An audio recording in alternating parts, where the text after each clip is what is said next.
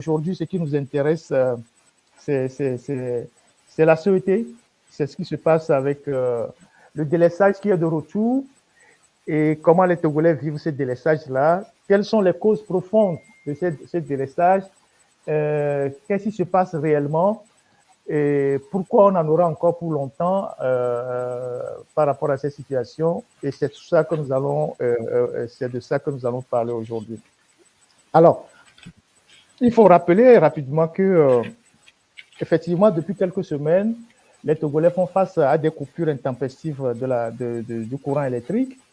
Et officiellement, il n'y a aucune explication. Il y a la CET qui a balancé un communiqué sur la toile, soit disant que c'est pour des raisons de maintenance de leur matériel, de leur ligne, et qu'ils procèdent à ces coupures-là.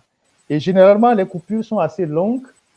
Et on constate que dans la périphérie de la ville de Lomé, je laisse l'intérieur du pays pour le moment, dans la périphérie de la ville de Lomé, elles sont plus longues qu'à Lomé même.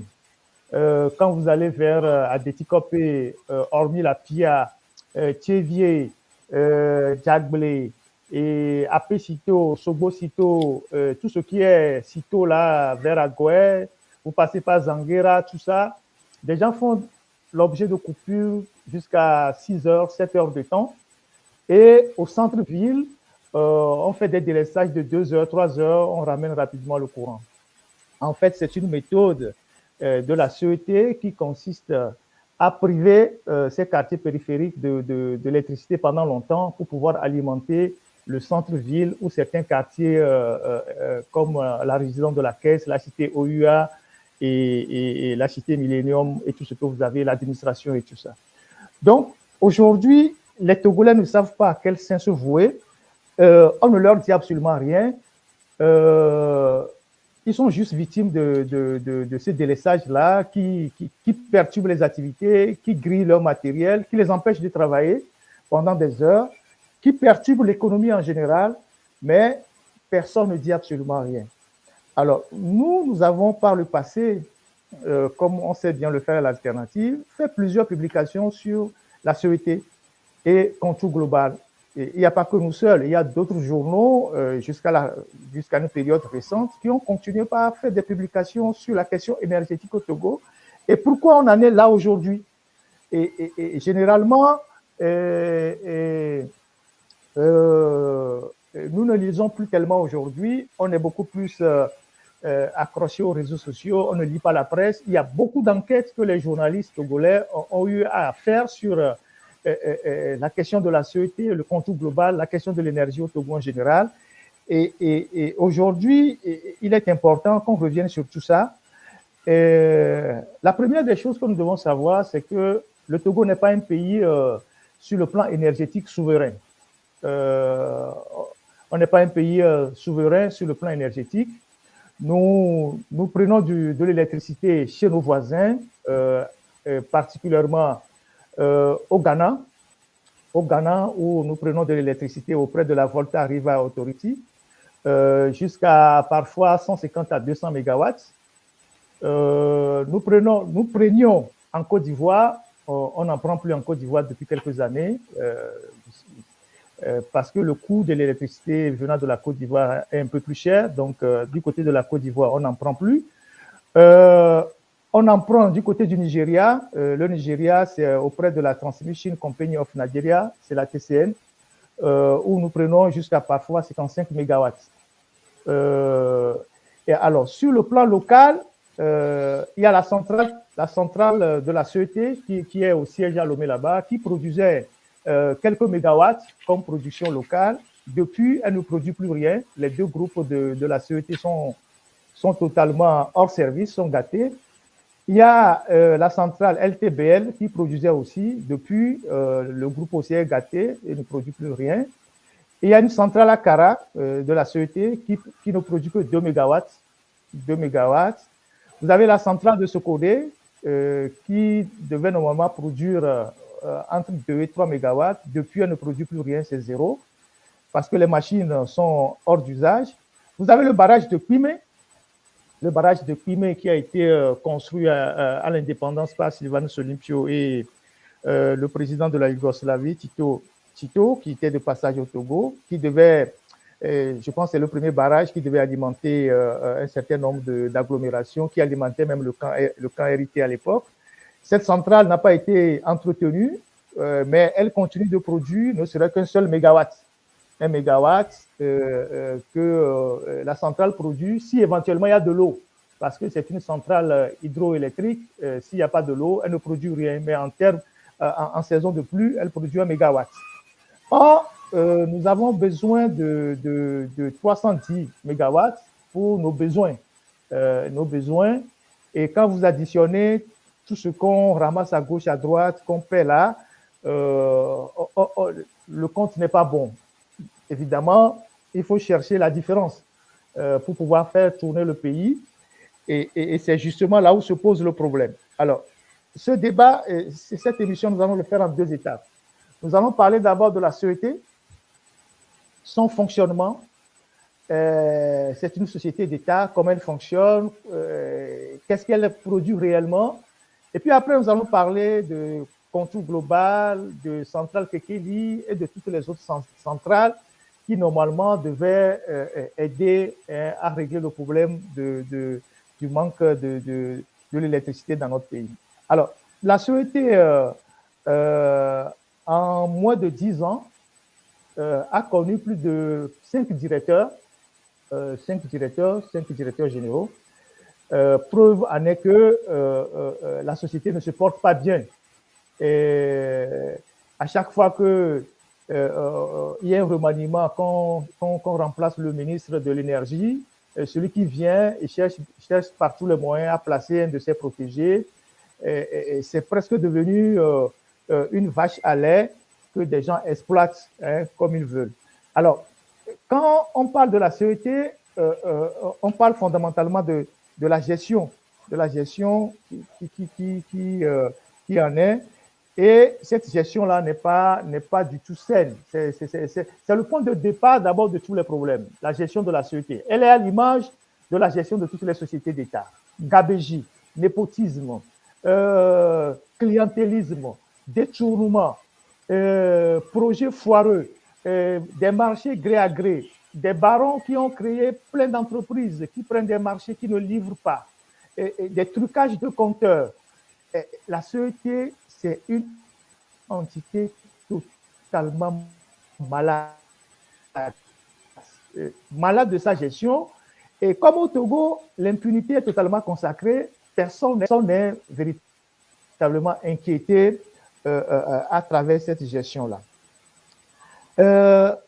Pour votre information, il faut savoir que on a connu 4 ou 5 directeurs depuis, et puis actuellement on a un nouveau directeur qui a été retraité, qui a été ramené en fonction par la jeune ministre de l'Énergie. Et dans la réforme intérieure de la CET est passée de 13 directeurs à 24 directeurs aujourd'hui. C'est-à-dire une société qui est malade, au lieu de diminuer les charges de la société, on nomme des directeurs pour augmenter les charges de cette société-là. Donc, la société est passée de 13 directeurs aujourd'hui à 24 directeurs. Et tous ces directeurs-là, vous imaginez, ils ont des avantages. Ils ont des véhicules, ils ont des bons d'essence, ils ont des chauffeurs, ils ont des privilèges de consommation de l'électricité à leur domicile. Donc, tout ça, ce sont des charges qui pèsent sur la société pendant que les populations, parfois, sont contraintes de payer les factures à un coût assez élevé. La CET, c'est aussi une vache à lait pour les ministres d'abord de l'énergie, les ministres de l'énergie. Et est-ce que vous m'entendez? Oui, on t'entend très bien. Tu peux continuer. OK. OK. La CET, c'est également une vache à lait pour les ministres de l'énergie. Et les ministres de l'énergie trouvent pratiquement toute leur fortune à la CET. Aujourd'hui, la jeune ministre de l'énergie au Togo, quand nous étions au pays, on avait publié un article que la CEB lui avait acheté une voiture à presque 100 millions, une V8. La CEB, qui était déjà en difficulté, a acheté une voiture à la ministre, pas seulement elle seule, mais à son collègue aussi du Bénin. Nous avons publié l'article et les factures de cette voiture-là. Et puis ensuite, la CET a également acheté une Prado à la ministre. Donc, vous avez une ministre des Mines et de l'Énergie qui est déjà bien installée dans son ministère, qui a tous les avantages dans son ministère, qui a des véhicules de commandement dans son ministère, mais qui se fait acheter un véhicule par la CEB et un autre véhicule par la CET. Vous voyez comment est-ce qu'on charge inutilement les entreprises d'État. Donc, elle a un véhicule acheté par la CET, une Prado, mais ce n'est pas que ça. Elle a aussi des bons d'essence que la CET fournit à la ministre de l'Énergie et à d'autres ministres d'ailleurs.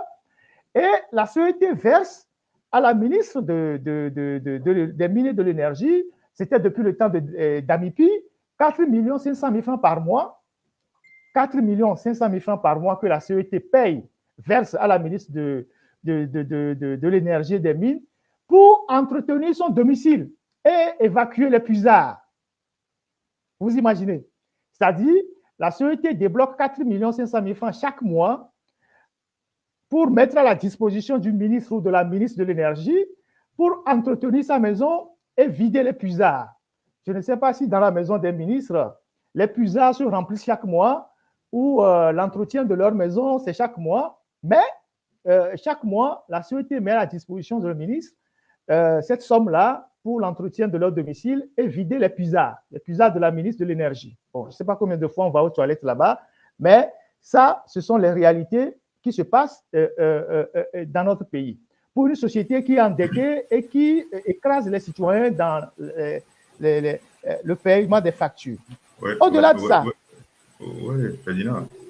Ouais, mais il ne faut pas oublier que quand on est ministre, il y a tout le village qui vient devant le domicile. Donc, tout le village vient faire ses besoins dans les toilettes. Donc, le puisard, ça se comprend bien. Et c'est la CET qui supporte toutes ces charges-là. Donc, la CET verse à la ministre des Mines et de l'Énergie 4 500 000 pour vider ses puisards mensuellement. Et elle met un lot de bons de carburant. Elle ravitaille le ministre en tout, les champagne. Je l'avais déjà dit quand j'étais au pays. La CET, peut-être que maintenant ça a diminué, la CET commandait chaque année 100 millions de champagne. Du champagne pour donner aux institutions, alors que les institutions ont aussi leur budget. La CET achète par exemple 100 millions de champagne, soi-disant pour donner à la présidence, à la primature, à l'Assemblée nationale, à des ministres, alors que ces institutions ont aussi leur budget. Donc, la CET achetait 100 millions de champagne, du champagne Runa, voilà la marque du champagne que la CET achetait, pour les ministres, les institutions, au point que certains fonctionnaires de la CET étaient devenus des vendeurs de champagne. Je ne sais pas si ça continue jusqu'à maintenant, mais c'était factuel, c'était une réalité. 100 millions pour commander des champagnes pour les institutions. Et il y a également, dans cette gestion assez scabreuse de la société, tout ce qui relève des dettes non techniques de la CET. Les dettes non techniques de la CET, c'est tout ce que vous entendez par les trucages de compteurs. Parfois, ce sont même les agents de la CET, certains techniciens, qui vont truquer les compteurs au domicile de certaines personnes et pour les sociétés libanaises qui sont au port autonome de Lomé, qui ont installé des usines là-bas, où on truque les compteurs moyennant de l'argent. Et donc, vous constaterez que le trucage de compteurs est devenu une norme dans notre pays. Et justement, parlant du trucage de compteurs, il y a eu un audit à la CET, il n'y a pas très longtemps, un audit par un expert de la CET. Je vous dirai ce qui est caché derrière tout ça. Un audit, cet expert, il est connu depuis des années, un homme assez rigoureux. Il a déjà fait des audits à Dapaon, à Bassa, à Kara, à Sokodé. Et donc, il a récemment fait un audit dans toute la zone de la cité, de la résidence de la Caisse, cité du Millénium, cité OUA. Et les résultats de cet audit-là montrent que la plupart des gens qui sont dans ces endroits-là ont truqué les compteurs. Ils vivent avec des compteurs truqués. Vous savez que c'est là-bas qu'on consomme beaucoup plus d'énergie parce qu'ils ont leur maison, ils ont climatisé leur garage, ils ont leur salon, ils ont les piscines, ils ont les salles de gym et tout. Et c'est à ces endroits-là qu'il y a eu plus de trucage de compteurs. Et donc, ce monsieur qui a fait cet audit-là, une fois que l'audit a été réalisé, la direction de la CET a mis l'audit dans le tiroir et a changé de poste au monsieur. Ils l'ont mis au garage. Mais quelque temps après, l'audit est ressorti et on a voulu appliquer des sanctions contre les gens. Et ce monsieur a été encore renvoyé sur le terrain. Et qu'est-ce qui s'est passé? Un matin, le monsieur, il fait une crise. Il est tombé malade. Il a eu quelques abcès. Et puis, bon, voilà, il est tombé malade. Et puis, il est mort. Il est mort. Et depuis qu'il est mort, on a retourné l'audit dans les tiroirs. Et ce monsieur a été enterré, je ne vais pas donner son nom pour ne pas réveiller les douleurs de sa famille, a été inhumé au mois de décembre dernier. Voilà, au mois de décembre dernier. Et donc, à la Soweto, tout le monde connaît cette histoire-là, de cet audit-là, dans cette zone qui a révélé les trucages des compteurs des barons. C'est-à-dire, ceux qui volent l'argent du pays sont ceux qui payent le moins les factures d'électricité. C'est-à-dire qu'ils se rendent coupables d'un double vol. Ils volent non seulement l'argent du pays, mais ils refusent de payer comment ça s'appelle, de payer les factures d'électricité. Tout ça constitue des charges pour la société. Maintenant, au-delà de ces trucages de compteurs, il y a également toute l'administration. Toute l'administration, les ministères qui ont des budgets, mais qui ne payent jamais les factures. Vous avez toutes les casernes qui sont au Togo, les casernes militaires, dont personne n'a le courage d'aller demander au chef-corps ou à ceux qui gèrent les casernes de payer l'électricité. Mais dans ces casernes-là, vous avez des gens qui ont transformé les camps militaires à des usines de production de glaçons. La semaine dernière, on a coupé le courant momentanément au camp Landia parce qu'on s'est rendu compte que tous ceux qui sont là-bas produisaient des blocs de glaçons qu'ils vendaient dans la ville de Kara. Des blocs de glaçons. Et qui paie ces factures? Quand vous allez à la cité du port, à côté du port autonome de Lomé, toutes les épouses de ceux qui habitent cette cité-là produisent tous les jours des glaçons qu'ils vendent dans la zone portuaire. Et à la fin, personne ne paye de facture. Et donc, les agents de la Soweto, par exemple, n'ont pas le courage d'aller dans les maisons des barons, d'aller dans les casernes, d'aller dans certains services pour dire, écoutez, vous devez de l'argent, il faut payer de l'argent à la Soweto. Alors, si l'entreprise qui vous fournit le courant n'est pas capable de faire le recouvrement, comment cette entreprise va fonctionner? Bon, encore qu'une partie de l'argent rentre dans les futilités comme le champagne, les voitures, les bons d'essence et tout ça. Donc, cette gestion scabreuse de la Soweto est devenue aujourd'hui une partie de la gangrène qui est en train de paralyser notre pays. Et donc, pour cette société-là, il faut forcément faire des réformes.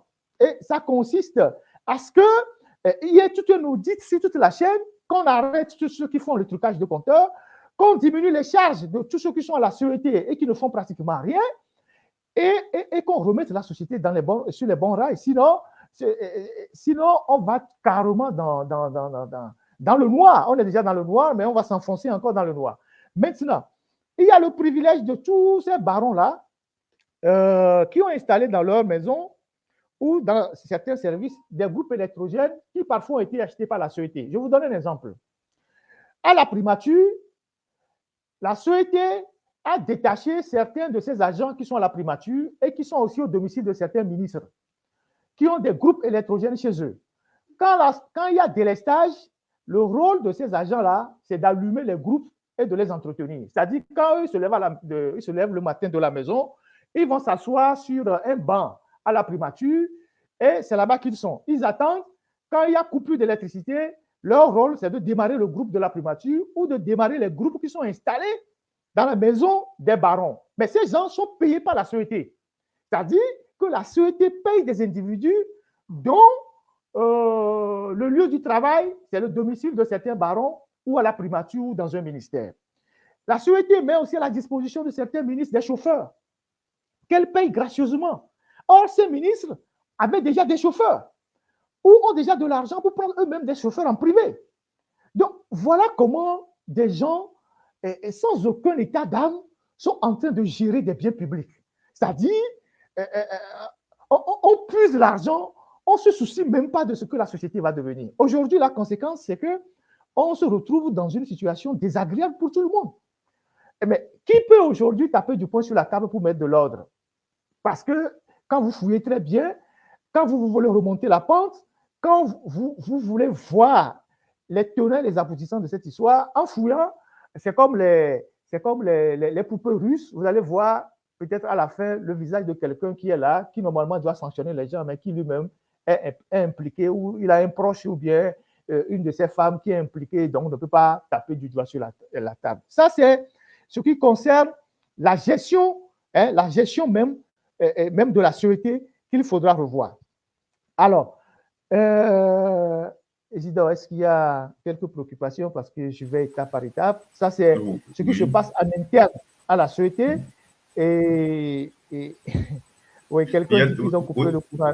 Legba Sito, bon, tout ce qui est Sito, là, ils coupent le courant. Sogbo Sito, Legba Sito, Vako Sito, Apé Sito. Même une minute avant de lancer ce direct-là, il y a des gens qui nous ont interpellés parce qu'ils s'apprêtaient à suivre le direct. Et tiens, c'est coupé.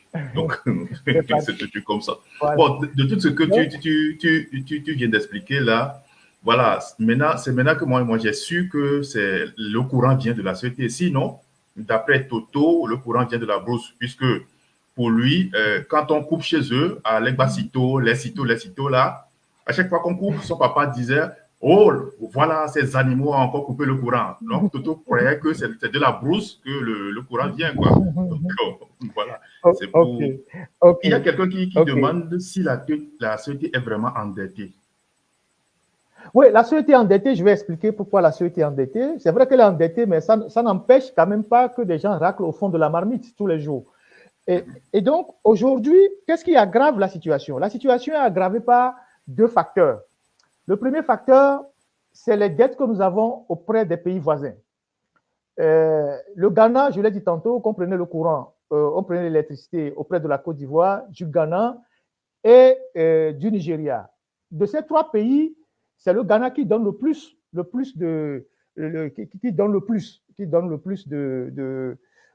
qui a la plus grande quantité, qui nous fournit la plus grande quantité. Et la Côte d'Ivoire, on n'en prend plus depuis quelques années. Donc, les deux pays qui nous fournissent, c'est le Ghana et le Nigeria. Alors, le Ghana fournit la plus grande partie, parfois jusqu'à 200 MW. C'est quand le Ghana nous donne suffisamment qu'on ne sent pas le problème de délestage au Togo. Le Nigeria donne jusqu'à 50, parfois 60, mais l'électricité qui vient du Nigeria n'est pas stable à cause de la longueur du branchement. C'est-à-dire, depuis le Nigeria jusqu'au Togo, il y a des flottements parfois sur la ligne, ce qui fait que, bon, le courant qui arrive au Togo est parfois instable, mais le Nigeria nous fournit. Et auprès du Ghana, on achetait le courant à crédit et auprès du Nigeria aussi. Et aujourd'hui, selon nos informations, les dettes que nous devons à ces deux pays-là, que la société ou l'État togolais doit à ces deux pays-là, les dettes que nous avons accumulées au fil des années, c'est autour de 250 milliards. C'est autour de 250 milliards que nous devons à ces deux pays. Ce qui fait que les gens du Nigeria, à un moment donné, étaient tellement fâchés, ils ont dit, vous payez une partie de vos dettes et le reste, vous payez avant de prendre la marchandise. Bon, ils ont un terme en anglais, je pense que pay and carry, quelque chose comme ça. Et donc, aujourd'hui, le Nigeria lui-même étant dans une crise totale avec tous les secteurs qui sont en difficulté, vous savez que le Nigeria aussi fait face au délestage et puis leur monnaie est en chute libre avec tout ce qui se passe au Nigeria. Et donc, le Nigeria aujourd'hui, non seulement a réduit sa quantité qu'il fournit au Togo, mais aussi demande qu'on paye. Mais le Ghana, c'est à crédit. Et le Ghana nous vendait le courant à 770 ou 80 francs à 80 francs que la CET se charge de revendre. Aujourd'hui, on a tellement d'obligations envers le Ghana que le Ghana, pour pouvoir prendre de l'argent, est aujourd'hui obligé de dire, bon, écoutez, nous aussi, nous sommes en entretien, que nous entretenons nos installations. En fait, c'est une méthode subtile que le Ghana a trouvée pour ne plus continuer par nous donner du courant selon nos besoins. Ils en donnent toujours, mais plus comme avant. Le Ghana en donnait jusqu'à parfois 150 à 200, mais aujourd'hui, ce qu'on prend au Ghana, c'est pratiquement autour de ce qui vient du Ghana, c'est pratiquement autour de 80-85, et ce qui n'est pas suffisant pour faire face à nos réalités. Donc, c'est cette dette-là aujourd'hui qu'il faut rembourser. Et donc, partant de ces engagements que nous avons auprès de ces deux pays, je touche maintenant la question de contour global. Parce que, à l'époque, si vous vous rappelez très bien, en 2006, un an après l'arrivée de Faure Gnassingbé au pouvoir, le pays était confronté à une pénurie de courant. Il y avait des délestages partout, il y avait des difficultés, et il avait été dit à l'époque que le Togo allait faire des investissements massifs, des investissements conséquents pour nous mettre à l'abri de cette dépendance de l'extérieur. Donc, et c'est dans cette optique que le projet Contour Global a vu le jour. Et ce projet qui, au départ, a été présenté comme une solution pour que le Togo sorte définitivement de la question de l'énergie, Contour Global est aujourd'hui devenu un boulet pour le pays. Et pourquoi? Je vous explique. En 2006, l'idée de mettre en place cette centrale avait déjà émergé. Et à l'époque, lorsque le dossier a été présenté vers 2006, fin 2006-2007, on se rappelle que le ministre des Mines et de l'Énergie à l'époque était le professeur Ninevi. Donc, ce projet devait être dépendant d'un approvisionnement de gaz du Nigeria. Il y avait un projet gazoduc qui devait quitter le Nigeria et traverser le Bénin, le Togo et le Ghana. Donc, c'est sur la base de ce projet de gazoduc qu'on avait décidé d'installer cette centrale-là qui devait fonctionner en partie avec le gaz et une autre partie avec le fuel. Sauf que les choses ne se sont pas passées comme prévu. Lorsque le projet, je ne vais pas rentrer dans les détails, lorsque le projet a été présenté à l'époque au ministre des Mines et de l'Énergie, le ministre et un de ses techniciens à l'époque, M. Pédassou, je pense bien, si je ne me trompe pas, ont trouvé que ce projet Contour Global n'était pas à l'avantage du Togo. Non seulement le projet n'est pas viable, mais les clauses financières seraient catastrophiques pour le Togo. Et ils avaient émis des réserves, ce qui n'avait pas plu à un certain niveau. Et au lendemain des élections législatives de 2017 et 2007, le professeur Ninevi a rapidement été balayé du ministère des Mines et de l'Énergie et on a nommé à sa place un certain monsieur Damipi, qui était précédemment à la CET, mais avant de venir au ministère, qui était à la RSE, l'autorité de réglementation du secteur de l'énergie. Et c'est Damipi qui a piloté, bien évidemment, sous les instructions de Faure Gnassingbé, de Barké, tout ça, ce projet de contour global qui devient aujourd'hui une catastrophe pour notre pays. Alors, contour global, c'était quoi? C'était une centrale qu'on a voulu mettre sur place avec des partenaires soi-disant américains. On ne sait jamais s'il y a, jusqu'à ce jour, on ne sait pas véritablement s'il y a des Américains derrière cette histoire-là, pour produire chaque année 100 mégawatts à partir du gaz qui devait venir du Nigeria et parfois avec le fuel. Finalement, Contour Global devait vendre sa production à la CEB qui assurait à l'époque la distribution de l'énergie aux sociétés comme la CET ou le Bénin. Donc, après, on a exclu la CEB du projet et on a monté le projet. Et à ce jour, le Togo est un pays plus ou moins qu'on qualifie d'un pays responsable et démocratique, personne n'a jamais vu le contrat qui lie le Togo à cette société-là. Mais on nous avait dit à l'époque que la centrale devait être pour... Ils ont signé un contrat de 25 ans et 25 ans d'exploitation, et la société et le coût de la centrale est de 100 milliards de francs CFA, et les clauses de ce contrat sont ainsi. La société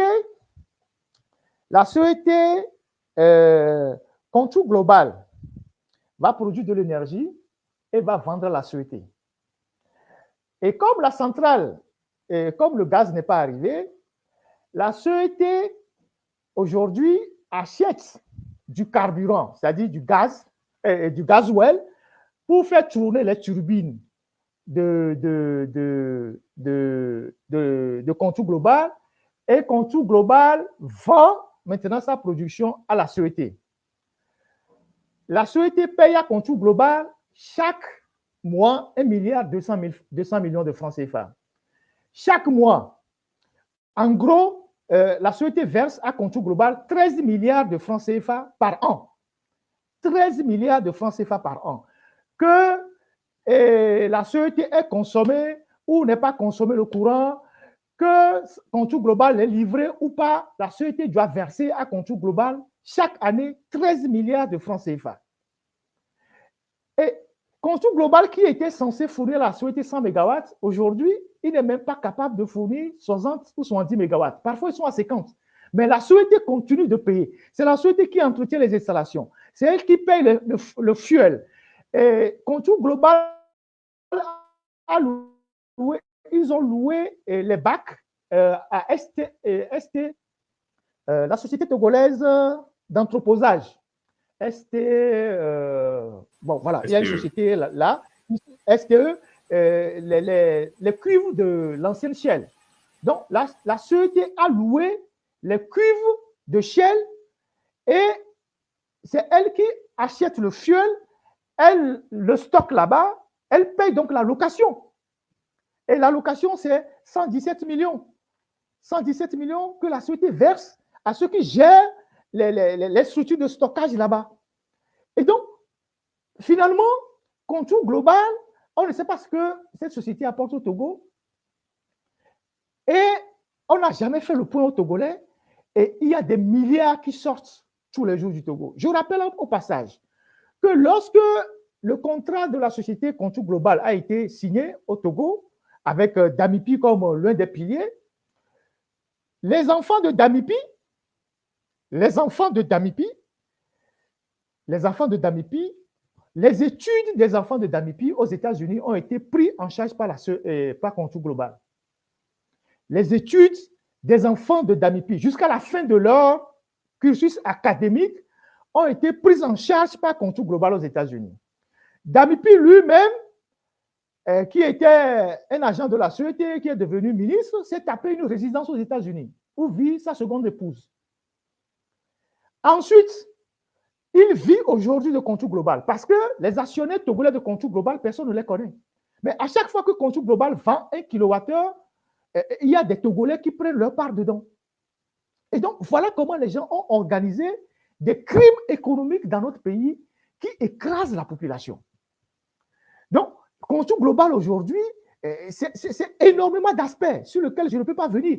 Contour Global aujourd'hui, c'est plusieurs aspects qu'on ne peut même pas tolérer dans un pays. Mais c'est des Togolais qui sont derrière ça et qui s'enrichissent sur le dos des populations. Et donc, l'un des plus grands boulets aujourd'hui d'étranglement de la société, c'est Contour Global. Et donc, toutes les recettes de la société, tout ce que la société engrange comme recettes, c'est acheminé pour payer Contour Global. 13 milliards par an, de l'argent pour entretenir les installations, 117 millions par an pour payer le stockage du carburant.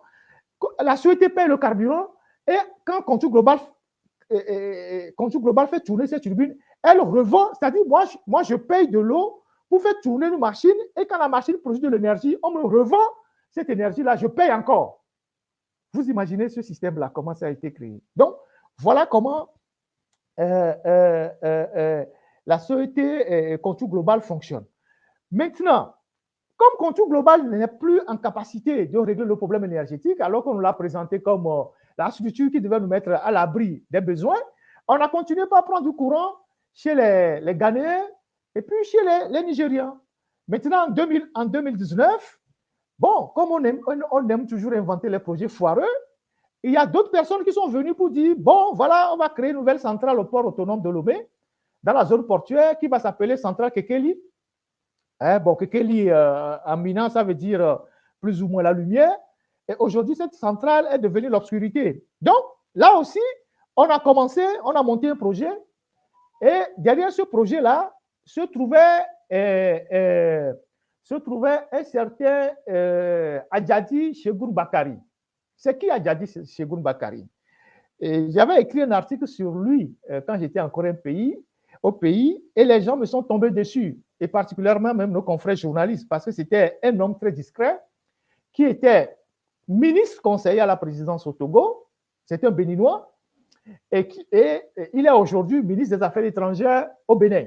Mais il y a 2 ans, il était ministre, 2 ans ou 3 ans, il était ministre au Togo, ministre des Affaires étrangères, ministre des Énergies, conseiller, ministre chargé des énergies renouvelables au Togo.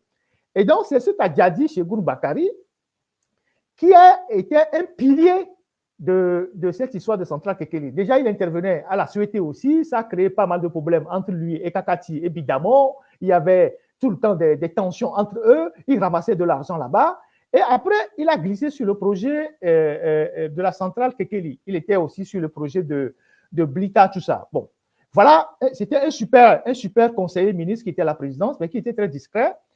Et Adjadi Chegoun Bakari, les gens disaient que c'est le réseau Madjougou. Non, il n'est pas du réseau Madjougou. Il est plutôt du réseau de Sina Lawson. De Sina Lawson, il n'est pas du réseau de Madjougou, mais du réseau de Sina Lawson. Et c'est lui qui représentait le Togo dans toutes les grandes réunions où on devait prendre des décisions sur l'énergie. Et moi, une fois, il y a quelqu'un qui m'a appelé de l'Espagne pour me dire, mais il y a un ministre qui est là, quelqu'un qui représente le Togo, mais il a constaté qu'il n'est pas de nationalité togolaise, qu'il est ministre conseiller à la présidence du Togo.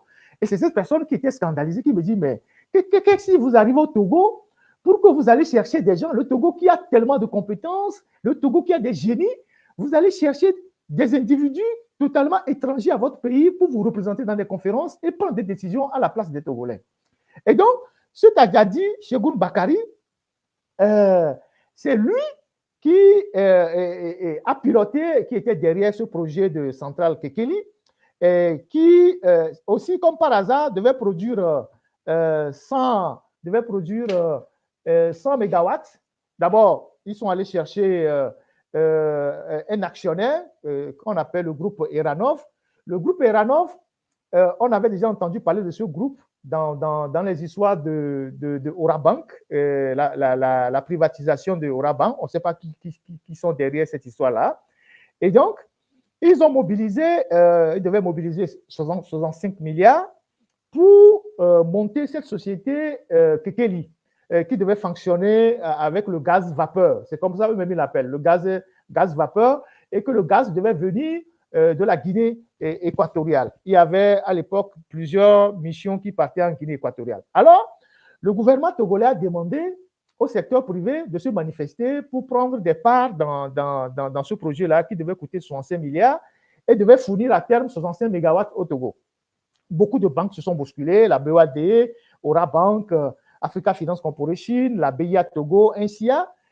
Mais toutes ces banques-là n'ont pas apporté suffisamment d'argent pour vraiment boucler le projet. Alors, l'État a poussé les sociétés parapubliques, para-étatiques, à s'investir dans cette aventure-là. C'est comme ça que la Caisse nationale de sécurité sociale, la Chambre du commerce, INAM, les gens qui sont assurés, qui n'arrivent pas à bien jouir de leur assurance, là où votre argent est passé, vous allez constater ça.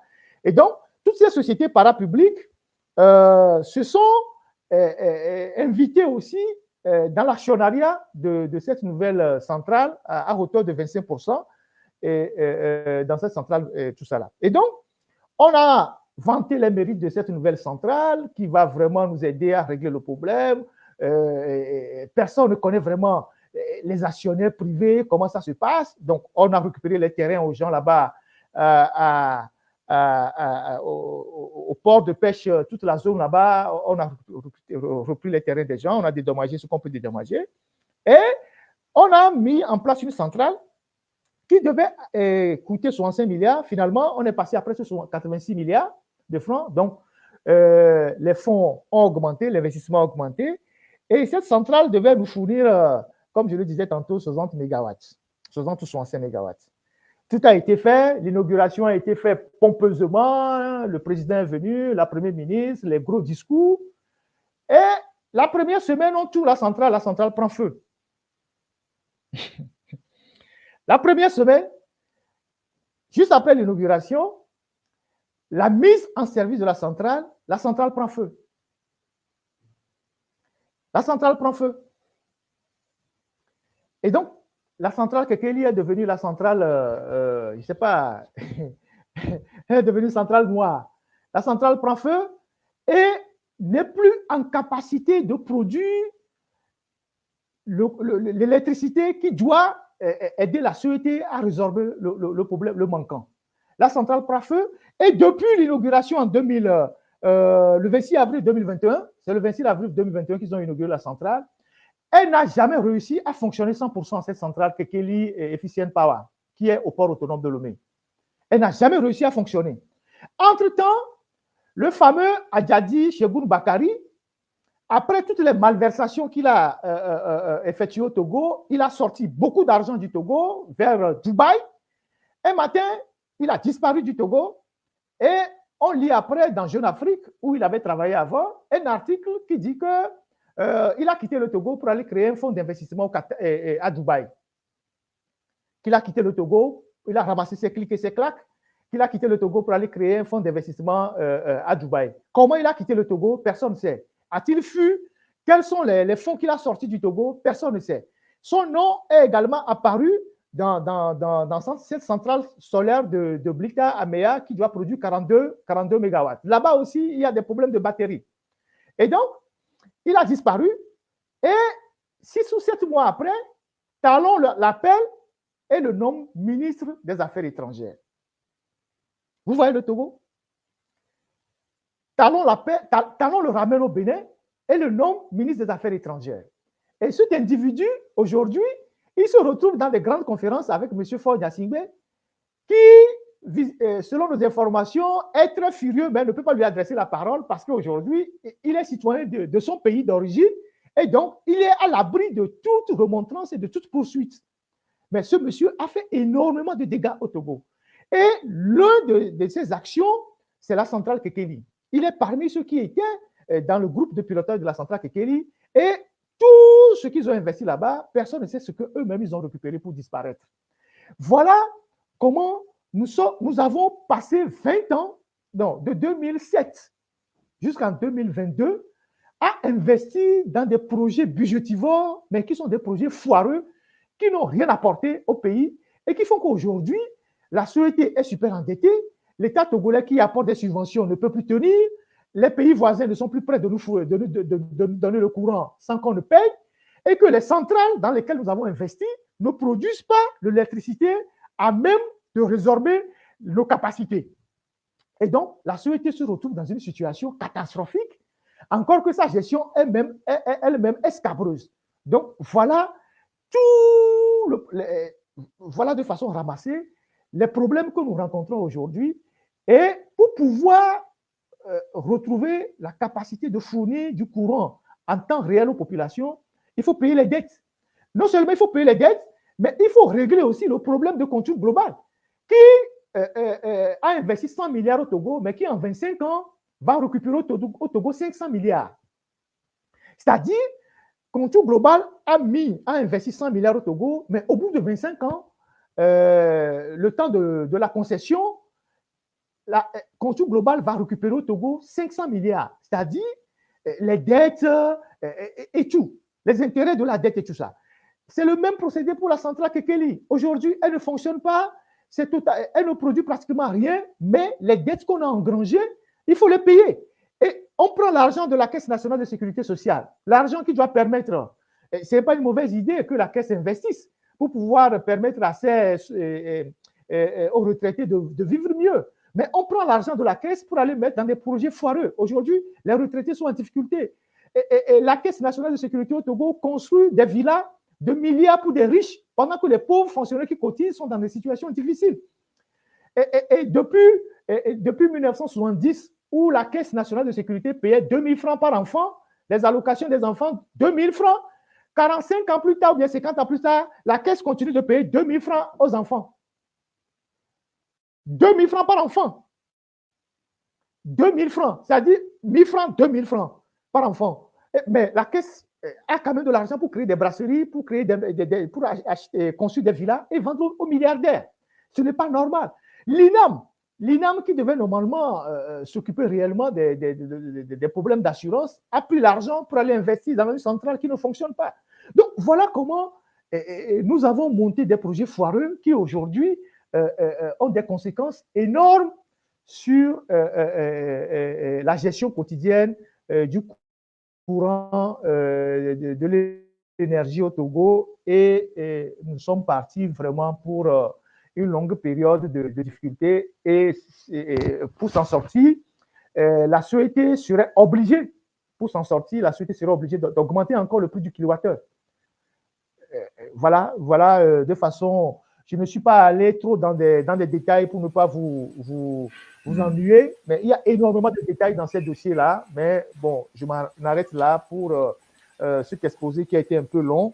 Et maintenant, s'il y a des questions, je pourrais répondre à certaines questions. Oui, merci beaucoup, Ferdinand. Je pense que nous t'avons suivi dans ce développement, dans cet exposé, qui est très pertinent. Je pense que chacun et chacune a une idée de ce qui se passe dans cette boîte, la CET, et les projets, tous ces projets-là qui ont foiré, qui n'ont rien donné aujourd'hui aux Togolais. Plutôt, les Togolais se retrouvent dans l'impasse avec des coupures de courant, ce délestage qui indispose énormément les ménages, parce que chaque fois, quand vous écoutez les témoignages, les gens se plaignent parce que leurs appareils se grillent, les appareils électroménagers, et tout ça là, ils vont porter plainte contre qui? Donc voilà, ils sont laissés à eux-mêmes, ils ne savent pas à quel sens se vouer. C'est vraiment terrible ce que vivent nos frères et sœurs au Togo actuellement. Je pense que quelqu'un a posé, oui, il y a bien sûr des questions. Quelqu'un a posé la question sur la facture qu'on paie à la CET. Je pense que Ferdinand vient de l'expliquer. Tout ce que la CET ramasse comme facture qui rentre dans la caisse de la CET, c'est ce que la CET utilise pour verser à contour global 13 milliards et quelques par mois.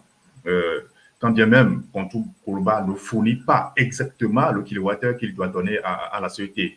Et c'est très grave. Donc, nos factures, les factures que nous payons, ces factures-là qui sont parfois très élevées, très salées, que nous payons à la CET, voilà ce que la CET en fait. Ils versent cela, tout cet argent-là à contour global, et ce contour global-là n'arrive pas à satisfaire les besoins en termes d'énergie, en termes de courant, d'électricité à la CET. Ce qui fait que nous retrouvons aujourd'hui dans ce délestage-là qui nous indispose tous. Voilà, il y a un ami aussi qui a posé une question sur la CEB. Il demande quel est le rôle de la CEB dans tout ce méli-mélo-là.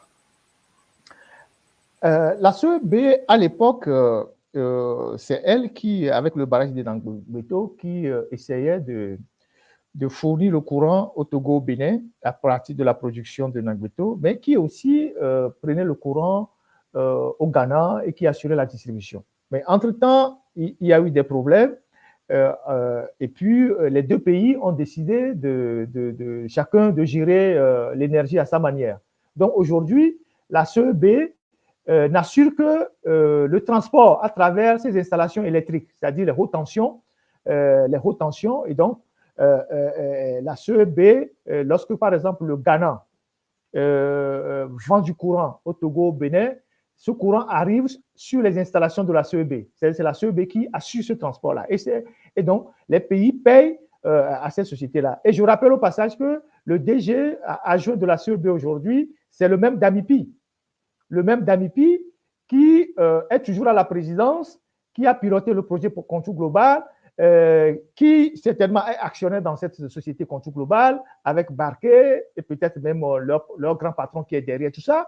Et donc, tous ces gens-là, c'est eux qui sont derrière cette histoire que vous voyez. Et donc, c'est pour ça qu'on n'arrête personne, qu'on ne poursuit personne. Quand la société verse 13 milliards par an, 13 milliards par an à Contour Global, que la société est consommée ou pas, elle verse 13 milliards à Contour Global. Que Contour Global est fourni à la société ou pas, la société verse 13 milliards à Contour Global. Parfois, la société est obligée d'aller s'endetter dans les banques pour payer Contour Global. Donc, on ne peut pas comprendre ce modèle économique que des dirigeants, des dirigeants, des gens qui gèrent un pays, qui sont des patriotes, peuvent faire. Ce qui est scandaleux au Togo, c'est que vous avez des dirigeants qui veulent, je ne sais pas, s'enrichir sur le dos du pays à une vitesse incroyable, au point que le pays est en train de sombrer et personne ne dit rien. Et je rappelle que ces gens de scandale, la société, je l'ai dit tantôt, plusieurs journaux ont fait des enquêtes là-dessus. Liberté, Rendez-vous, Alternative. Il y a énormément d'enquêtes qui ont été faites sur la société Contour Global, mais vous n'allez jamais entendre un seul politicien au Togo ou un membre de la société civile ou un député demander des comptes au gouvernement, demander à savoir mais où est le fameux contrat de Contour Global? Où est ce contrat-là? On ne peut pas mettre des contrats qui engagent tout l'État togolais dans des tiroirs, dans des coffres forts et que personne n'a assez. Au moins, les députés peuvent avoir accès au contrat parce que les députés, c'est eux qui votent les lois et c'est eux qui contrôlent l'action gouvernementale. Donc, on ne peut pas avoir des dirigeants qui sont au-dessus de toutes les lois de la République, qui gèrent le pays comme bon leur semble, qui engagent le pays dans des aventures et on se retrouve être tous des victimes aujourd'hui. Donc, la société paye de l'argent à Contour Global, paye du carburant à Contour Global et vous voyez ce qui est extraordinaire. Au-delà de tous ces scandales que nous sommes en train d'évoquer, vous allez constater que depuis la semaine dernière, le Togo a envoyé sa ministre de l'énergie au Niger. Dans une réunion des ministres des 3 pays du Sahel, soit disant que le Niger va vendre au Togo du gasoil pour nous aider à régler notre problème énergétique. Vous croyez à ça? C'est-à-dire, nous sommes un pays côtier. Et nous avons des terminaux, nous avons des ports, des terminaux chez nous, on a tout chez nous. Et maintenant, nous, on va aller au Niger pour chercher du gasoil dans des camions et les amener du Niger jusqu'au Togo pour faire tourner des turbines. Et le Niger, toute cette zone-là est une zone infestée de djihadistes où les routes ne sont pas sécurisées. Et donc, voilà aussi une autre piste foireuse dans laquelle le gouvernement togolais est en train de s'aventurer. Et donc, ils n'ont que des solutions foireuses. Et donc, voilà. Et quand vous allez fouiller, vous verrez ce qui est derrière tout ça. Et donc, est-ce qu'un pays comme le Togo qui traverse cette crise énergétique profonde, est-ce qu'on pouvait nommer une jeune dame comme cette jeune dame-là, ministre de l'énergie? Et je vous rappelle que cette dame-là, c'est elle qui gère réellement la société. Ils ont mis un pantin là-bas comme directeur, mais c'est elle qui organise, c'est elle qui s'occupe de l'organigramme de la société, qui nomme les directeurs, qui fait les promotions, et le directeur de la société court comme un petit lapin quand la ministre donne des ordres. Et donc, on pioche de l'argent dans les caisses de la société, on construit des maisons, on achète des appartements ailleurs, on achète des véhicules, et c'est les Togolais qui supportent toutes ces charges-là. Aujourd'hui, le compteur cash power, ça ne marche pas. C'est une dette colossale pour la société. Pourquoi c'est une dette pour la société? Parce qu'on s'est rendu compte que le compteur cash power, c'est une anarque. Pourquoi c'est une anarque? Au départ, le compteur mécanique coûtait 19 000 francs. Le compteur mécanique coûtait 19 000 francs. Mais pour pouvoir voler de l'argent, on a dit, bon, on va mettre le compteur cash power parce que c'est plus rapide, c'est pratique et tout et tout. Et le compteur cash power coûte 78 000 francs. Maintenant, Pour vous brancher le compteur Cash Power, on vous dit d'abord de faire une souscription de 1000 francs. Pendant les campagnes électorales, on rassemble les gens dans certaines villes, on leur dit, bon, il faut faire juste une souscription et puis bon, on viendra vous brancher le compteur. Donc, les gens donnent 1000 francs ou 2000 francs et on leur délivre des notes de branchement et on leur donne le compteur. Mais ces gens-là, quand ils prennent le compteur Cash Power, ils ne l'installent pas. Or, la société a fait des prêts pour commander ces compteurs-là. Il faut rembourser les prêts. Donc, la société ne vit que des factures que payent ses abonnés. Et donc, les gens prennent les compteurs Cash Power, ils ne les installent pas, ils les gardent à la maison et ça devient une perte pour la société. Ça devient une perte pour la société. Donc, voilà les situations dans lesquelles nous sommes. Et aujourd'hui, la question du compteur Cash Power n'est plus est un gouffre pour la société. Donc, on a nommé pas mal de gens à la société. Chacun a nommé sa copine, sa maîtresse, ses amis. C'est une boîte qui est gérée de façon comme une épicerie de quartier. On a fait venir des gens incompétents qu'on a nommés et dont l'objectif, c'est les avantages, c'est racler de l'argent et c'est ce à quoi nous assistons. Quelqu'un a posé la question de l'ethnicisation des sociétés d'État. Je n'aime pas rentrer tout dans ces détails-là, mais c'est un fait. Quand vous prenez la société, on sait ceux qui, au Togo, sont majoritaires, qui travaillent à la société. On sait comment les recrutements ont été faits. Quand vous prenez la TDE, c'est pareil. La TDE, vous prenez la TDE, vous prenez tous les directeurs, les 5 ou 6 derniers directeurs de la TDE, ils viennent presque d'une même zone.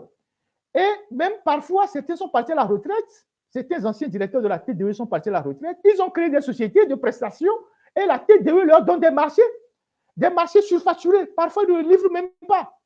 Mais ils prennent de l'argent.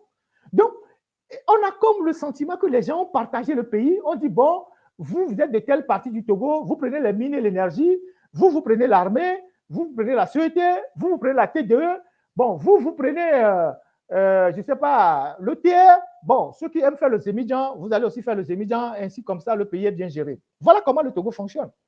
Et c'est vraiment dommage. Parce que quand on nomme les gens sur des bases népotistes, on ne peut pas leur demander des comptes parce que tous ces individus sont protégés quelque part par quelqu'un. Le jour où vous voulez débarquer quelqu'un, c'est un ministre qui vous appelle, c'est un DGE qui vous menace et vous êtes bien obligé de ne pas le débarquer. Voilà la situation de notre pays. Très triste, mais en tout cas, on va continuer par en parler. Peut-être que les mentalités vont changer et que quelque chose va changer pour ce pays parce que les Togolais en ont besoin. Il faut que ça change, il faut que ça change. Il faut que le pays évolue. Je pense que la prochaine question que je voudrais poser, tu l'as effleuré un tout petit peu, et ça concerne le contrat de contour global. Il y a quelqu'un qui demande qui ont signé ce contrat-là. Qu'est-ce qu'ils ont vu dans ce contrat-là? Qui l'ont signé? Ah, mais c'est le ministre Damipi. C'est le ministre Damipi qui a signé le contrat. Si quelqu'un devait être interpellé au Togo, interpellé d'abord avant de découvrir ses complices, c'est le ministre Damipi. C'est lui qui a signé ce contrat. Et je vous ai dit qu'après la signature de ce contrat, Contour Global a pris les études du ministre Damipi, a pris en charge les études des enfants du ministre Damipi aux États-Unis jusqu'à la fin de leur carrière. Et Damipi s'est offert une maison aux États-Unis, une résidence, tout le monde le sait. Et donc, ces gens-là, c'est des gens qui doivent être interrogés par les organisations de contrôle au Togo s'il y en a. L'Assemblée nationale doit jouer son rôle si elle existe. Et les hommes politiques, la société civile, c'est une bataille qu'on doit mener de façon à obliger aujourd'hui ceux qui gèrent le Togo à rendre compte. Parce que les effets néfastes de toute cette mauvaise gestion se répercutent sur toute la population. Vous imaginez quand des gens sont à Takpamé, Sokone, Kara, je ne sais où, ils n'ont pas d'électricité toute la journée. Comment ils font tourner leurs activités? Comment ils vivent? Comment tous ces gens-là vivent? Donc, on ne peut pas rester comme ça, les bras croisés. Chacun doit jouer sa partition dans la société. Les journalistes, ils font ce qu'ils peuvent faire avec tout ce que nous avons comme difficulté, mais il faut que les hommes politiques s'assument. Il faut que les hommes politiques ne doivent pas seulement exister quand il y a les élections. Il faut qu'ils s'assument. Il faut qu'ils demandent des comptes. Et les députés, ils n'ont qu'à jouer leur rôle. Les députés n'ont qu'à jouer leur rôle. Les acteurs de la société civile, ils n'ont qu'à jouer leur rôle. Les associations des consommateurs, Ils n'ont qu'à jouer leur rôle. C'est ça une société. Une société, c'est le débat. C'est pousser ceux qui gouvernent à rendre compte de ce qu'ils font de l'argent public. Mais au Togo, on a le sentiment, ou ce n'est même pas un sentiment, c'est une réalité. Les gouvernants sont déçus de toutes les lois. Ils n'ont de compte à rendre à personne. Ils gèrent le pays comme ils veulent. Et bien, nous tous, nous subissons les conséquences. Nous subissons les conséquences. Ah oui. Et cette conséquence-là, elle est très lourde. Elle est très lourde à porter par les Togolais aujourd'hui. Il y a un ami qui se pose la question sur ce fameux contour global-là. Il demande est-ce que ce contour global-là fonctionne toujours? Je pense que cette question-là, oui, elle a déjà trouvé sa réponse dans ton développement, puisqu'on continue de le payer. Elle fonctionne de façon tétraplégique, si vous voulez. Voilà. Donc, elle fonctionne comme elle peut fonctionner, mais elle n'est pas en capacité de fournir ce qu'elle doit fournir pour que le pays puisse avancer. Malheureusement, c'est ça. Oui, sur la question de l'interpellation de l'Assemblée nationale, voilà, tu as déjà dit ça. Il y a des députés là-bas qui n'interpellent jamais. Oui. Comment se fait la passation de services entre les directeurs de la CET? Est-ce que l'ancien directeur a des dossiers qu'il remet au nouveau directeur? Moi, je ne sais rien. Rappelez-vous, quand le Nigeria avait commencé par nous menacer de coupure de courant, il y a Kakati, qui était l'ancien directeur, qui était parti dire que le Togo va verser de l'argent, 6 milliards. Mais est-ce que les 6 milliards ont été versés? Non, puisqu'aujourd'hui, on a des dettes énormes envers le Nigeria et le Ghana. Et donc, ces gens rechignent à nous approvisionner. Voilà, donc voilà les réalités.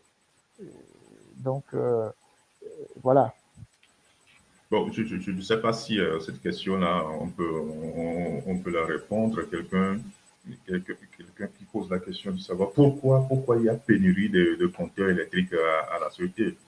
Déjà, la CET est grabataire, donc ça se voit qu'elle manque de tout, manque de matériel de travail, de matériel d'installation pour les ménages, pour les clients qui en demandent. Donc, la pénurie des compteurs électriques, c'est une histoire qui date il y a très longtemps. Les gens réclament, les gens n'en ont pas. C'est le cash power qu'on propose aux gens. Et je pense qu'il y a des clients qui sont pleins parce que le cash power aussi, le kilowattheure qu'ils achètent, ce n'est plus ça. Les gens sûr que la suite les vole par rapport au kilowattheure qu'ils achètent sur les cash power. Bon, la prochaine question, Ferdinand, il y a quelqu'un qui demande si avec tous ces projets contour global, Kekeli, il y a d'autres projets, hein, CISO pour la zone rurale, il y a projet Perle pour éviter la traite d'araignée. Est-ce qu'avec tous ces projets-là, est-ce que le Togo pourrait s'autosuffire en matière d'énergie? En réalité, oui. Parce que les besoins du Togo sont autour de 310 mégawatts. 310 mégawatts, et selon les informations que nous avons glanées à gauche et à droite, 310 mégawatts. Et normalement, si tous ces projets étaient allés à terme et que les choses fonctionnaient normalement, on aurait pu ne serait-ce que se mettre à l'abri de tout ce qui nous arrive aujourd'hui. Malheureusement, 15 ans après le début de ces investissements assez lourds, on n'a pas réglé le problème. C'est comme on est revenu à la case de départ, puisqu'aujourd'hui, on est totalement dans le noir. Donc, il faut aller chercher le courant au Ghana, aller le chercher au Nigeria. Le Ghana ne veut pas nous fournir dans sa capacité, il ne veut pas nous donner la capacité que nous demandons parce que nous avons des dettes. Le Nigeria, pareil, puisque ces pays aussi ont des difficultés aujourd'hui. Et donc, nous avons fait des investissements en réalité qui ont endetté le pays, que les contribuables continuent de payer à travers toutes les factures, les augmentations du kilowattheure, tout ça. Mais nous n'avons pas la disponibilité de l'électricité. Donc, nous payons pour quelque chose qui n'existe pas. Nous sommes en train de payer des dettes, mais nous n'avons pas le service en retour. Donc, voilà la réalité. Et pour glisser sur la tête d'eux, c'est la même catastrophe aussi là-bas. Mais vous savez très bien que la TDE a besoin du courant électrique pour faire pomper les points d'eau et mettre l'eau dans les châteaux. Puisque s'il n'y a pas de courant, la TDE ne peut pas pomper l'eau et le mettre dans les châteaux et le redistribuer. D'où parfois la TDE aussi a des problèmes. Donc voilà la situation dans laquelle on se retrouve. Et tout ça, c'est le manque de vision. Le manque de vision des dirigeants. S'ils étaient des dirigeants consciencieux, visionnaires, s'ils n'avaient pas privilégié leur business, on n'en serait pas là aujourd'hui. C'est ça la réalité. Merci beaucoup. Et dans un pays normal, Isidore, excuse-moi, la ministre des Mines et de l'Énergie devait faire une communication. Elle devait faire une communication, elle devait s'expliquer. Et même si elle n'est pas interpellée par les députés, par rapport à l'ampleur du délestage, aux dégâts que le délestage crée aujourd'hui pour les Togolais, la ministre devait s'expliquer. Mais voilà, elle est là, elle fait son petit malin, elle n'a rien à foutre. Voilà, c'est ça le Togo. Personne n'est responsable, personne ne rend compte. On ne peut pas gérer un pays comme ça. Ah, voilà, tout porte à croire que le bien-être des Togolais importe peu. Hein, donc, ce n'est pas encore inscrit dans l'agenda de certains, de ceux qui prétendent diriger ce pays.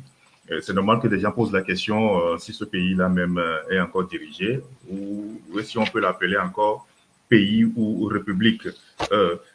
Quelqu'un parle d'un projet. Il y a quelqu'un qui parle des panneaux solaires. Oui. Les panneaux solaires, c'est une très bonne chose, mais les panneaux solaires ne peuvent pas faire tourner la grande industrie. Les panneaux solaires ne peuvent pas fournir des énergies qui sont capables de faire tourner de grandes industries. Les panneaux solaires peuvent alimenter des ménages comme ils sont en train de le faire là, mais encore faut-il qu'il faut entretenir ces panneaux-là. Vous allez voir le projet CISO, ou je ne sais pas comment ils l'ont appelé, projet CISO, je ne sais pas quel projet là. Vous allez constater que à Lomé, dans certains quartiers et dans certains villages, on a mis des lampadaires solaires.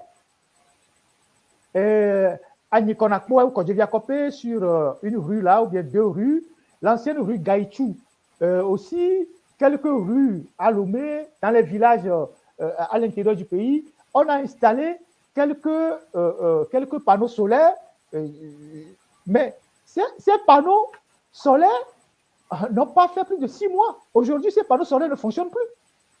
Ces panneaux solaires ne fonctionnent plus. Et pourtant, un seul lampadaire de ces panneaux solaires a coûté 2 500 000. Un seul panneau a coûté 2 500 000. Et ces panneaux solaires ne fonctionnent pas aujourd'hui. Et les gens, ils vont vous dire que les gens ont volé les batteries. Vous allez constater que les batteries qui étaient placées en bas du pilier ont été volées. Et on vous dira que l'entretien ne se fait pas parce que les panneaux solaires dans un pays comme les nôtres où il y a énormément de poussière, il faut passer régulièrement pour entretenir les plaques solaires. Donc, les plaques n'ont pas été entretenues, les panneaux ont été volés, les fils ont été volés, et donc, tous ces panneaux solaires, ces lampadaires qu'on a mis en panneaux solaires à Lomé, dans certains quartiers et dans les villages, plus aucun panneau ne fonctionne. Et pourtant, ces panneaux ont été facturés 2 500 000 francs le seul lampadaire. Vous imaginez les milliards qu'on a engloutis dans ces projets-là. Et ceux qui ont géré ça sont là. Et personne ne leur dit absolument rien. Merci Ferdinand. Voilà. Il y a une autre question qui concerne la centrale de Blita, solaire de Blita, voilà, Blita. Il demande si elle fonctionne toujours. Elle fonctionne aujourd'hui. Oui, elle est censée produire 42 mégawatts. Il semble qu'il y a des problèmes d'entretien, elle fonctionne quand même, mais il semblerait qu'on va l'agrandir encore pour plus de productivité. Je pense que c'est un fonds saoudien. C'est des Saoudiens et les Togolais. Et le problème du Togo, c'est qu'il n'y a aucune transparence dans tout ce qui se fait. On endette le pays, mais il n'y a pas de traçabilité, il n'y a pas de transparence. On ne sait pas qui sont derrière les projets, quelles sont les clauses qui lient l'État togolais à ces partenaires-là, combien nous payons et combien d'années ça va durer et pourquoi on n'a pas le résultat. Donc, c'est ça le problème. Donc, voilà. Vraiment, c'est terrible. Nous évoluons, nous allons vers la fin de cette émission parce que nous avons promis que cette émission fera seulement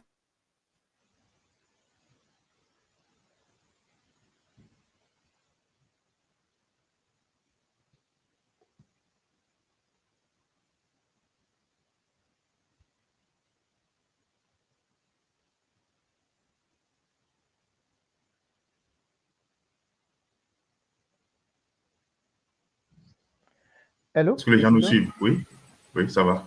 Oui, oui, c'est bon. Oui. Ok, d'accord. Je ne sais pas si tu as, si tu connais l'existence du barrage de Bamono. Pas d'un projet de barrage de Bamono. Qu'en est-il aujourd'hui? Non, ce projet a été abandonné. C'était le projet à Adjaralala qui devait être un barrage commun au Togo et au Bénin. Malheureusement, je ne sais pas, il y a eu des études de faisabilité et tout et tout. Et puis bon, je pense que ce projet a été abandonné.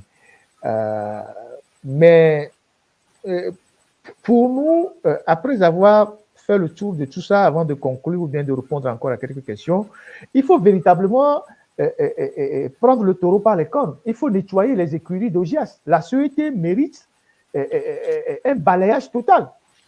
Que font par exemple une vingtaine de directeurs à la tête des structures de la CET? Une société qui est grabataire, la vingtaine de directeurs, ils font quoi?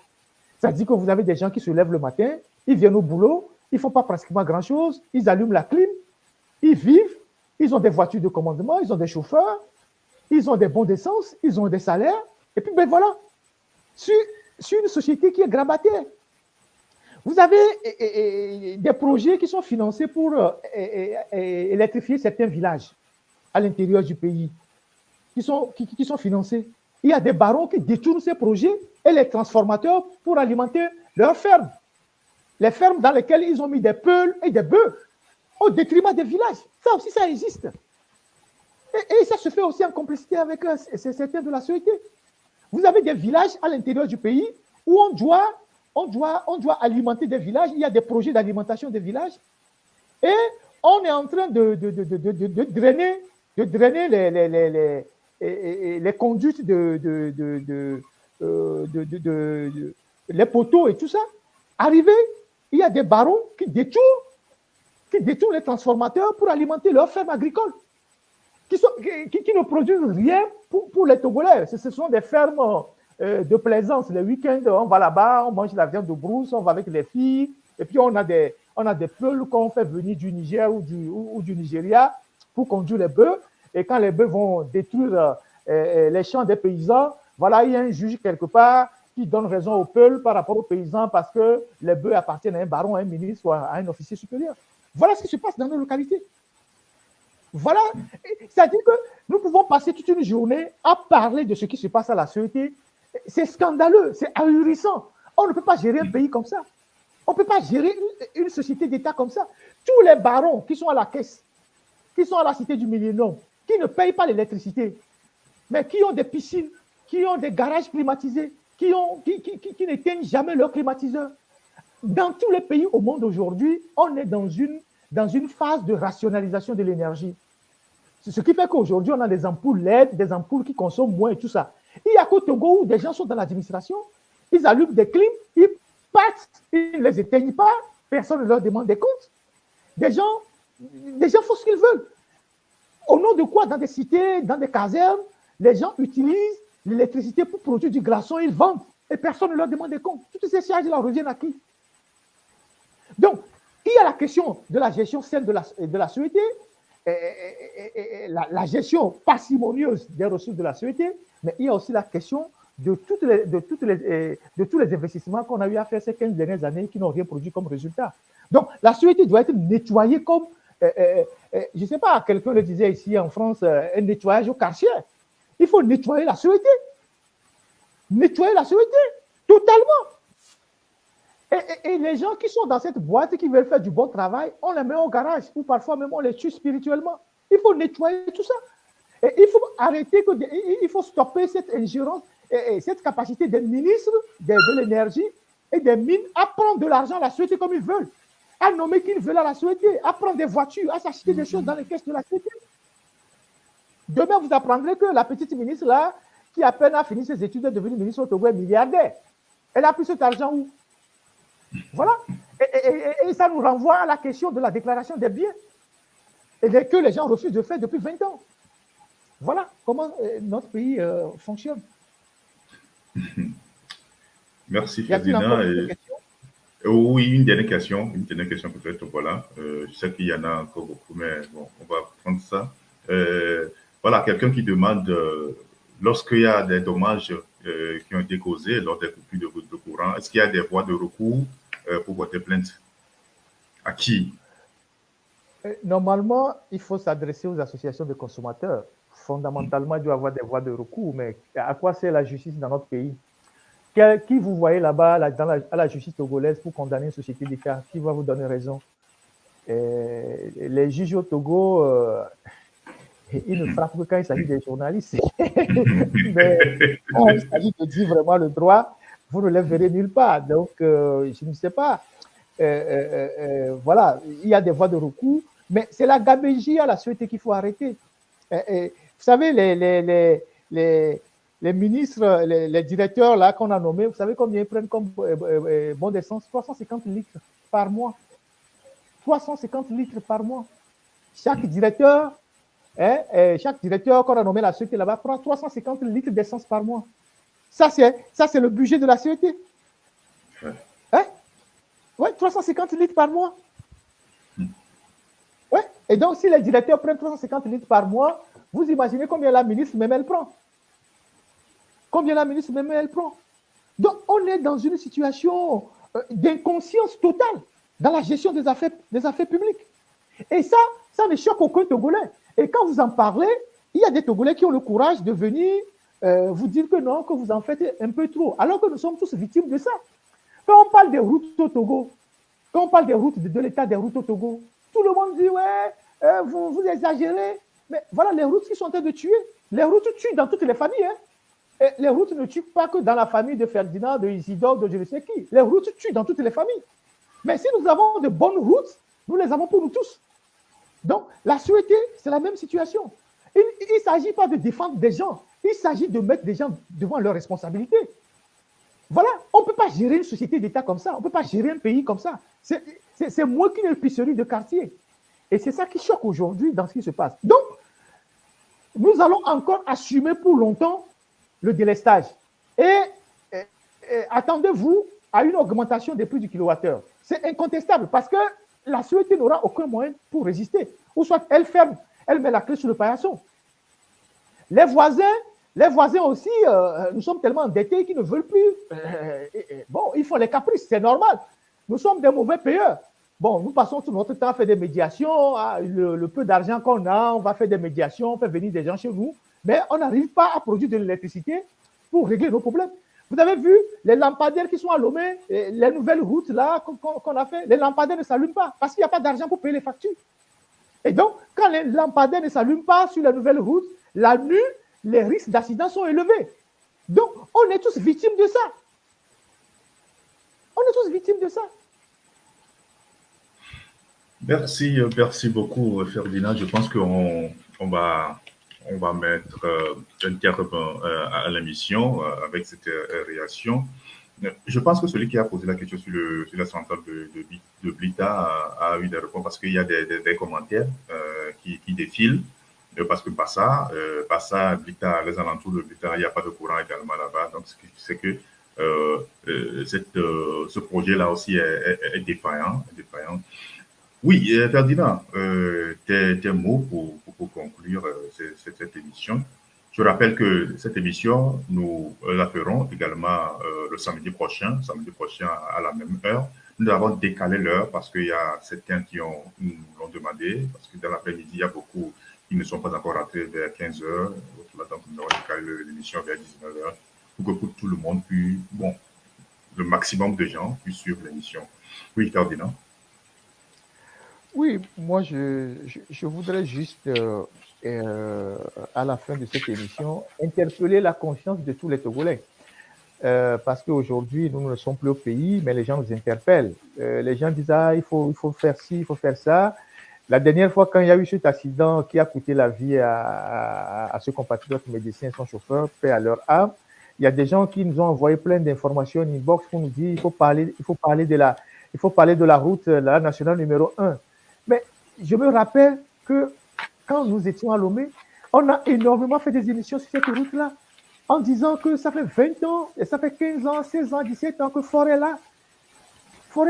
Rappelez-vous, en 2005, Ford a dit, pendant sa campagne, dans les 20+, j'ai ce petit document-là, on va le décortiquer au moment venu, il va faire une autoroute Lomé-Saint-Cassé. Rappelez-vous, Je ne sais pas si les gens se rappellent encore. Dans ces programmes, il avait promis de construire des terrains de football, de jeu un peu partout. Il n'en a jamais construit un seul. Il a dit qu'il va construire une autoroute Lomé-Saint-Cassé. Il n'a jamais démarré. En 2010, au retour d'un voyage, 2010 ou 2013, au retour d'un voyage en Arabie Saoudite, ils nous ont dit qu'ils ont reçu 1000 milliards de l'Arabie Saoudite pour commencer l'autoroute, qu'ils ont appelé l'autoroute de l'espoir. Ça n'a jamais commencé. Et donc, ça fait 20 ans que Faure est au pouvoir. Il n'a pas fait une route continue. Et lui-même, il ne passe pas par là.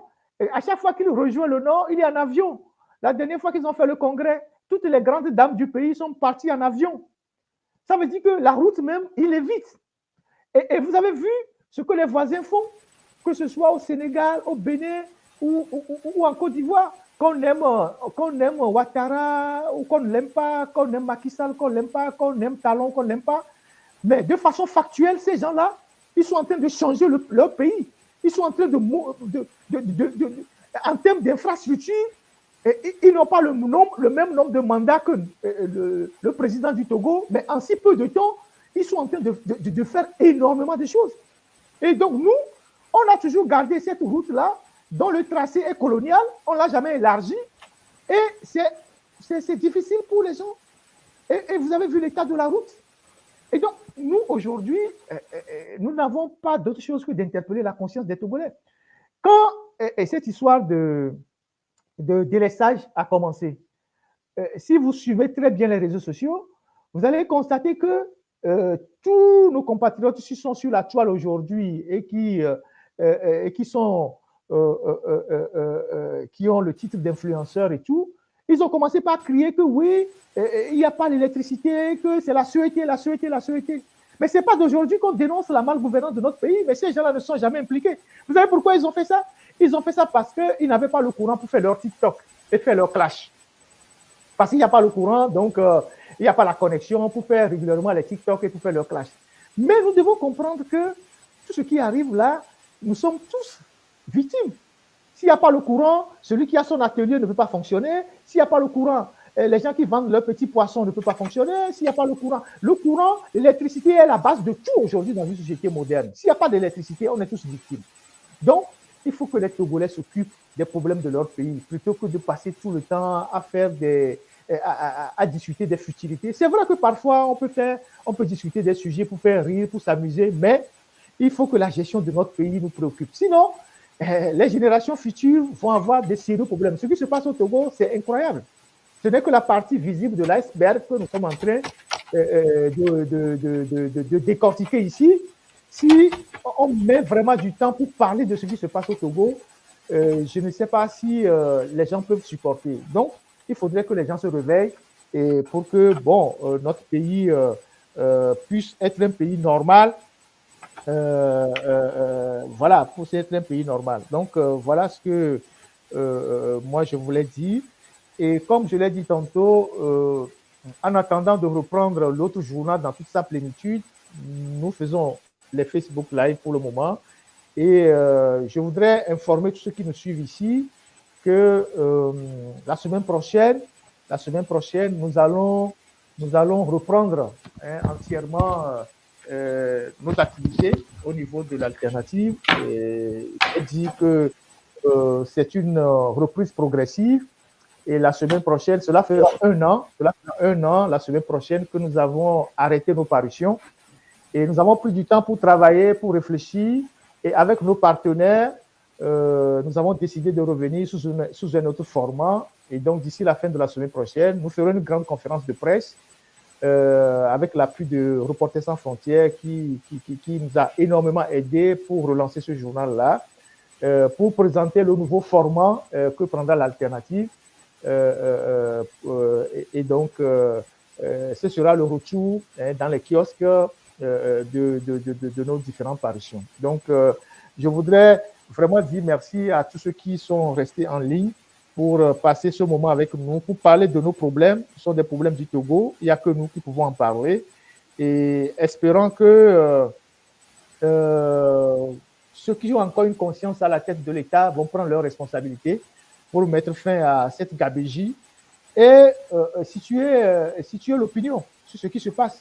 Et j'espère aussi que les acteurs politiques, les responsables de la société civile, bon, les députés sont déjà sortants, s'il y en a d'autres à l'avenir, vont demander des comptes.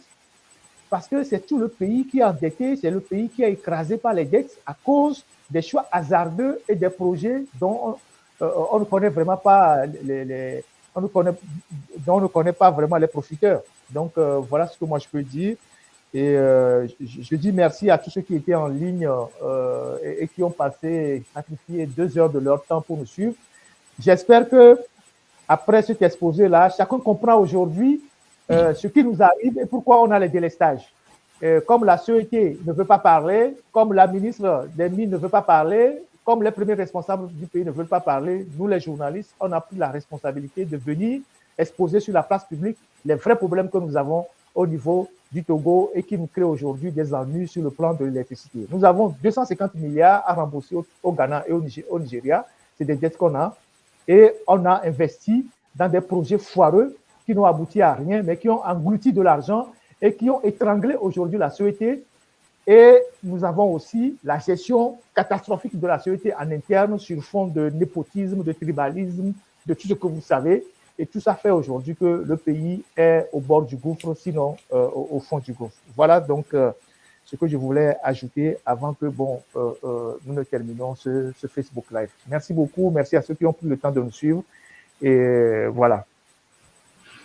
Merci, merci Ferdinand. Merci Ferdinand pour ton exposé, pour tes éclaircissements, surtout pour les questions que nos amis ont posées en direct. Nous étudions la possibilité de faire les TikTok, les live TikTok aussi. Nous allons y arriver. Et la possibilité pour vous aussi de poser des questions en direct dans l'émission, nous allons aussi y arriver. Nous étudions tout ça là. Progressivement, nous allons reprendre toutes ces activités-là. Merci à vous tous qui nous avez suivis tout au long de cette émission. Vous nous avez accordé votre temps en nous suivant avec votre contribution, les questions, les commentaires, les apports. Merci à tous et à chacun. Nous vous donnons rendez-vous samedi prochain. D'ici là, nous vous dirons le thème, le sujet que nous allons mettre dans cette émission-là. Ferdinand a annoncé tout à l'heure la reprise la semaine prochaine du journal. La semaine prochaine, nous allons faire un lancement officiel avec nos partenaires qui sont le RSF Reporters sans frontières, il y a aussi Amnesty International, le CPJ également, donc voilà. Et le CCRP, le consortium de journalistes d'investigation qui est basé à Londres. Donc, nous allons, avec tous ces partenaires-là, faire un lancement officiel la semaine prochaine. Notre journal L'Alternative va revenir très bientôt dans les kiosques. Merci à vous. Il ne nous reste qu'à vous souhaiter une très bonne soirée et un très bon dimanche. À la prochaine.